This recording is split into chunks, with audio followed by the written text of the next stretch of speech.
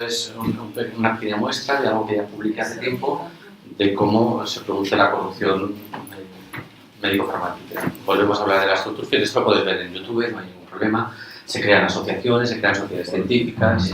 Lo que os he explicado lo que es el AstroTurf, es una marca de césped artificial y se llama así a una técnica de corrupción pública que tiene que ver con una campaña de relaciones públicas para dar naturalidad a un movimiento social que crea la imagen de que hay una necesidad urgente de dar una solución y que casi siempre esas soluciones son grandes contratos, grandes compras y grandes legislaciones, ¿no? Se crean enfermedades, se cronifican enfermedades, se medicaliza la biología, la biografía, la prevención, el control y el seguimiento de enfermos, etcétera, etcétera, ¿no? Y esto es un poco un ejemplo. Esta infografía es sobre la realidad de un pequeño hospital, concretamente el de Burgos. 538 investigaciones y publicaciones en un año. Un hospital de 550 camas. Publicaciones, 239. Becas de Hansen, proyectos de investigación 264, con financiación pública 57, con financiación privada 107, ensayos clínicos en total 137 ensayos clínicos. Yo trabajaba en ese hospital, nunca he visto una hoja de consentimiento informado para 137 trabajos de investigación clínica en ese hospital. ¿Qué significa eso? Que si el médico coge un folio y empieza a rellenar datos de que ha entrevistado no sé cuántos pacientes. Que no es cierto. No. El ensayo ya se lo dan hecho, él simplemente rellena la solicitud y envía 4 datos y luego el otro ya se lo recompone y hace el trabajo, se lo traduce al inglés, al esperanto, al sueco y lo publica. Ghostwriters, lo que no he explicado antes. La mayor parte de estos trabajos, para deciros una cosa, cuando coges la memoria de esta fundación, como de las cientos de fundaciones iguales que hay en todos los hospitales de España, intentas localizar ese trabajo y no aparece. Es muy raro, en algunos sí que es posible encontrarlos y en algunos hay que pagarlos, ¿no?, para poderlo leer, pero mi experiencia es que en el 80-85% de los casos no hay manera de localizar esa revista, esa publicación, ¿no?, donde lo puedas leer. Para que veáis, primero, no hay tiempo material para hacerlo y segundo, luego no lo puedes ver.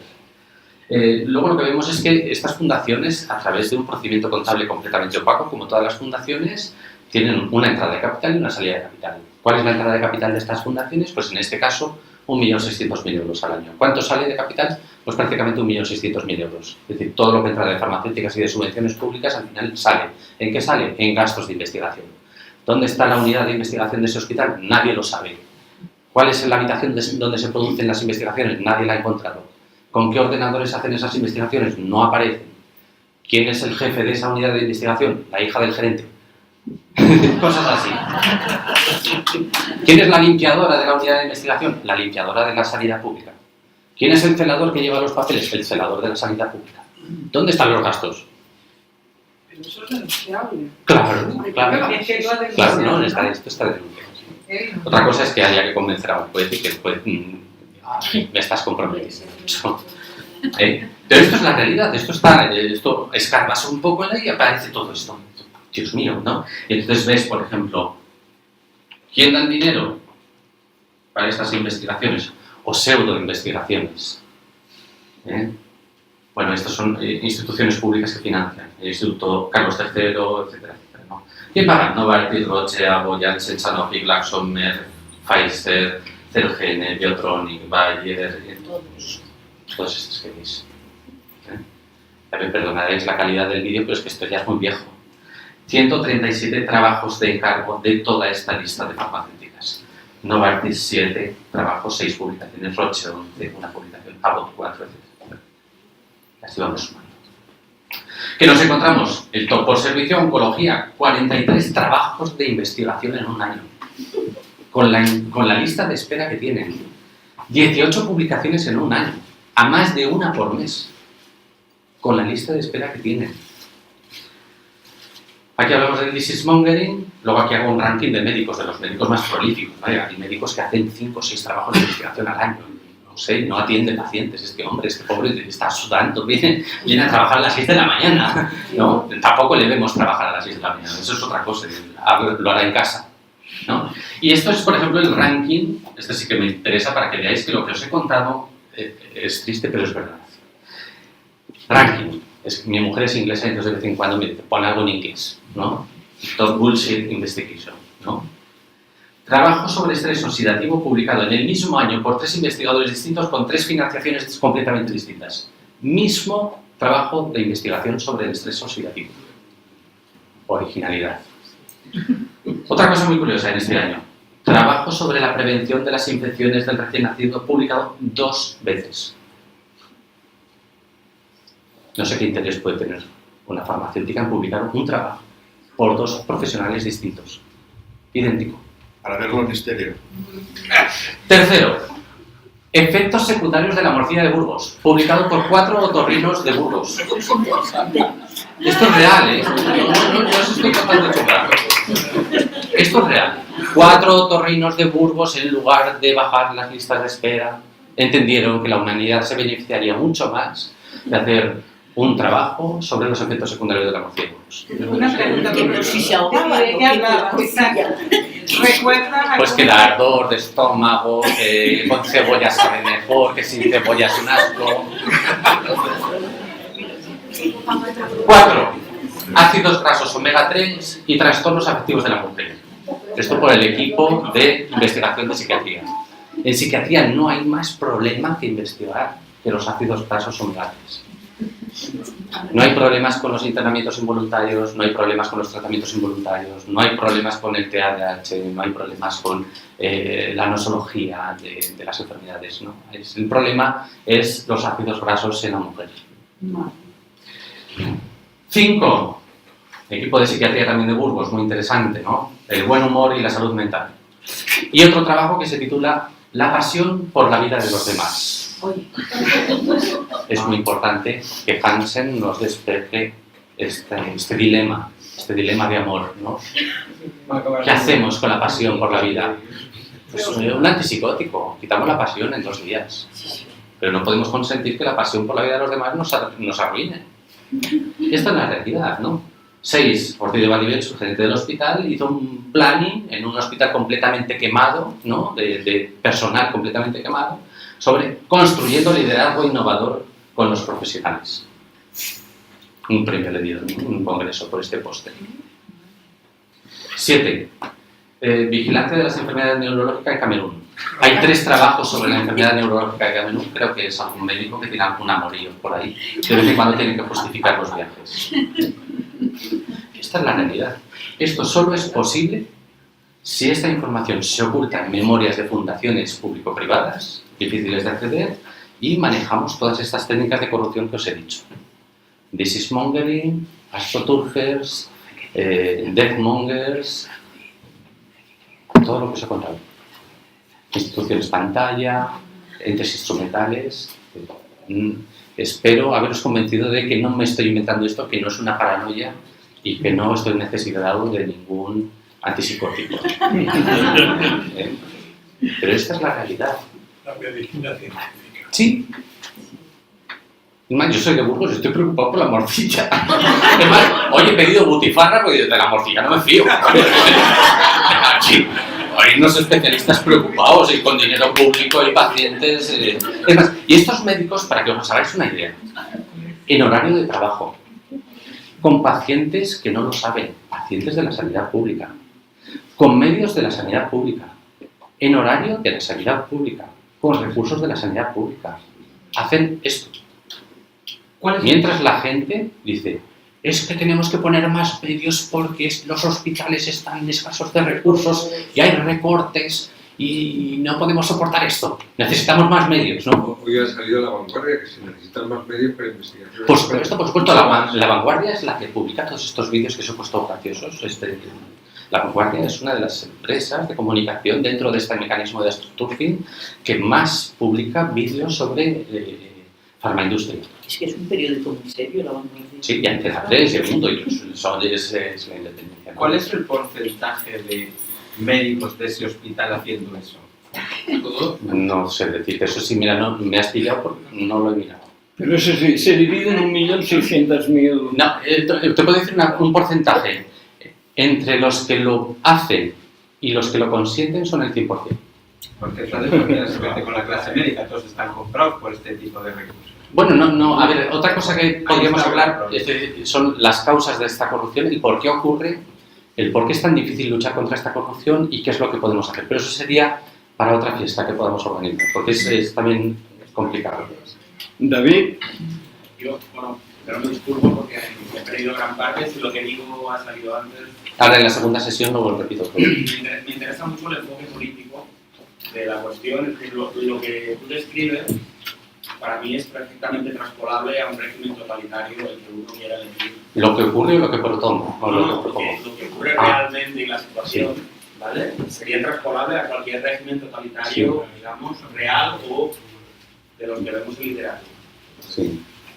Habiendo variedad de partidos, yo tengo una respuesta, porque mi experiencia es que son todos los mismos perros con distintos collares, pero viviendo en una pseudodemocracia donde hay gran variedad en el mercado electoral de propuestas, ¿habéis hecho algún intento con los partidos pseudo-libertarios que deberían tener un enfoque bastante distinto de lo que nos habéis transmitido?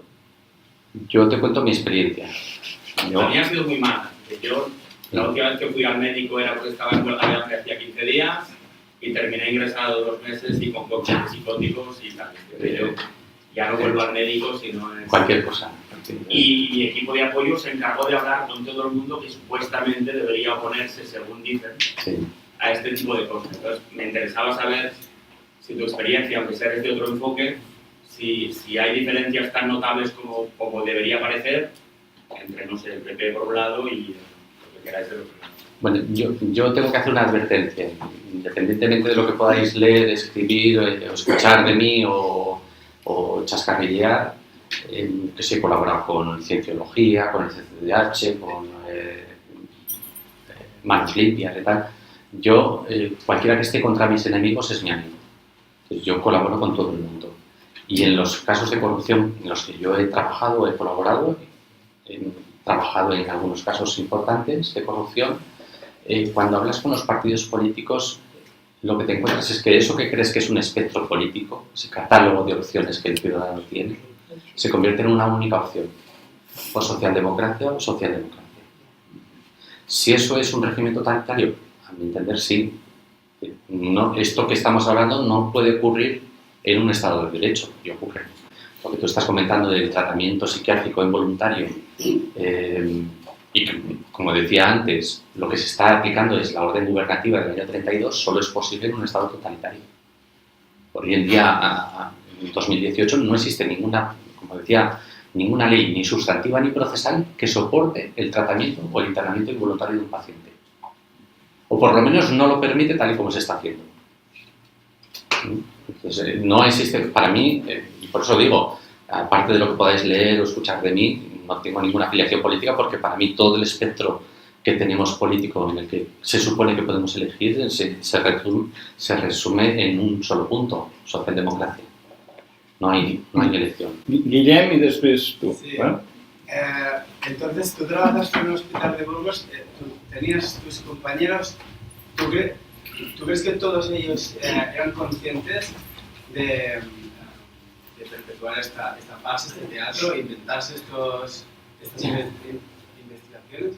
Y después, yo desearía que toda mi familia estuviera aquí para escuchar esto, porque es un tipo de población que sigue yendo al médico y toma fármacos, y te pediría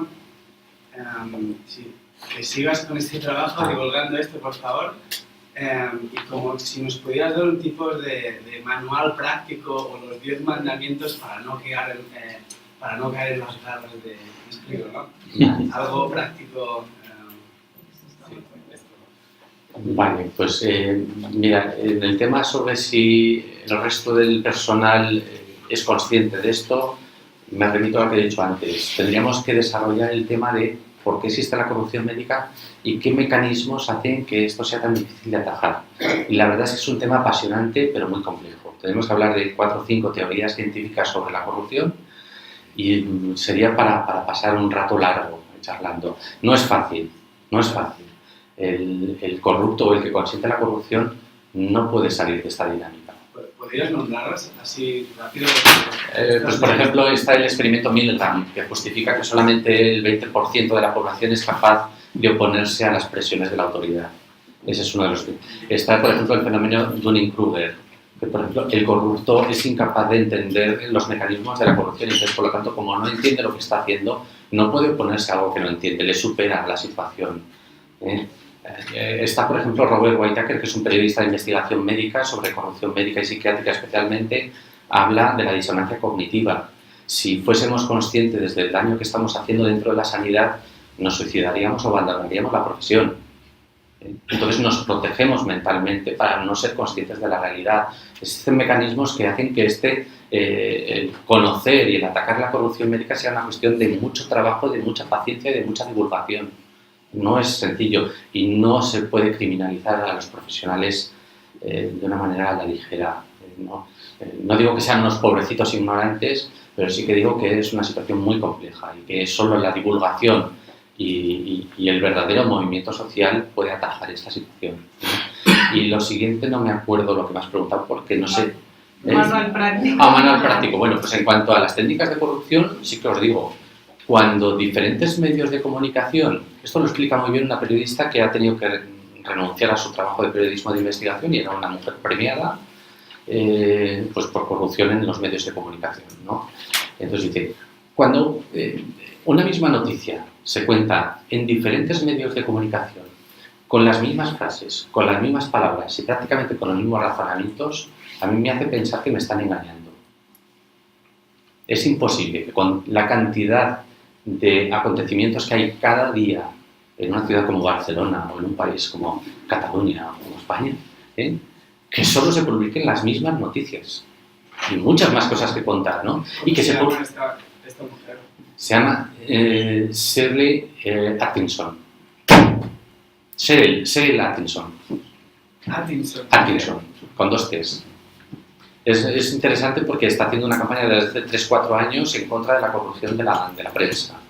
Y es una de las que ahora está fomentando la palabra turfing y es muy interesante, ¿no? Entonces, esa es una primera señal. Es decir, cuando todos los médicos dicen que la vacuna de la gripe es fantástica y que salva muchas vidas y tal, y no son capaces de darte datos, y además las frases son repetidas machaconamente una y otra vez, o en psiquiatría, los mismos clichés, las mismas...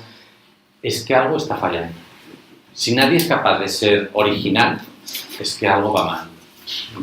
Y esa es una de las primeras. Y la segunda cosa que te digo es, somos consumidores, somos seres humanos, tenemos una dignidad, pero también tenemos una obligación. Los romanos lo llamaban cave tentor. El cliente tiene la obligación de promover su cuidado y su seguridad. Si no os convence una idea, buscad otra. Eso es importante. No perdáis nunca la costumbre de sentiros, primero, seres humanos y segundo, consumidores, con todos los derechos. Me venden una vacuna, no la quiero, no me gusta, no me apetece, no me la pongo. O sí, no digo lo que tengáis que hacer, Sí. Hola, Luis. Hola. A mí hay un tema que particularmente me preocupa, es el tema de la medicación por TDAH a adolescentes y niños. Estoy hablando de Rubifen, Starteras y todos estos medicamentos. Han pasado ya unos cuantos años desde que los estamos diagnosticando y administrando a los niños de manera... Digo niños porque yo soy de Sabadell, entonces en Sabadell tenemos un departamento de psiquiatría en el hospital público de ahí, que es particularmente, digamos, ancho de manga en cuanto al etiquetaje de TDAH, de déficit de atención y demás, por lo cual yo soy maestro de secundaria, por lo cual he visto un porcentaje muy alto de niños en mi clase medicados. Estoy hablando de porcentajes del 20 al 30% de niños que están tomando medicación. Sí, en tercero de eso y demás. No siempre, de 5%, 10%, pero sí que estamos hablando de porcentajes altos. Entonces, la pregunta es, después de estar ya unos cuantos años diagnosticando estos medicamentos y tal, empiezan a haber estudios de chavales que después de 10 años de estar tomando esto tienen problemas importantes de salud. O la pregunta no procede ahora mismo. No, sí, hay estudios, hay estudios. Además, uno de los que más difunden estos estudios es Robert Whitaker, este periodista de investigación médica, que hablan no solo de los problemas de efectos secundarios, sino también los problemas de retirada, lo que cuesta quitar esta medicación a estos chavales, ¿no? Y las consecuencias que tienen. Claro que hay estudios ya. Y claro que a favor del TDAH lo único que nos queda es el estudio del año 2000 del doctor Castellanos. Primero, es difícil de encontrar y segundo, no dice prácticamente nada. Y que se repite una y otra vez, estudio tras estudio, porque Castellanos demostró, porque tal. ¿Dónde lo demostró? ¿Cuándo? ¿Con qué? Y sí que hay estudios ya. Robert Whitaker tiene bastantes ponencias en YouTube, dando datos, dando bibliografías sobre que esto no tiene ningún sentido y que además es perjudicial. Estamos ahora, yo estoy haciendo un curso sobre retirada de medicación psiquiátrica a través de Máquina Médica con Peter Breggin, Robert Whitaker. Creo que los números son ahora mismo en disidencia psiquiátrica y aportan, en esa página hay muchísima bibliografía científica en PubMed, es decir, en revistas serias, donde se habla de todo esto, de la barbaridad que estamos cometiendo. Y está publicado.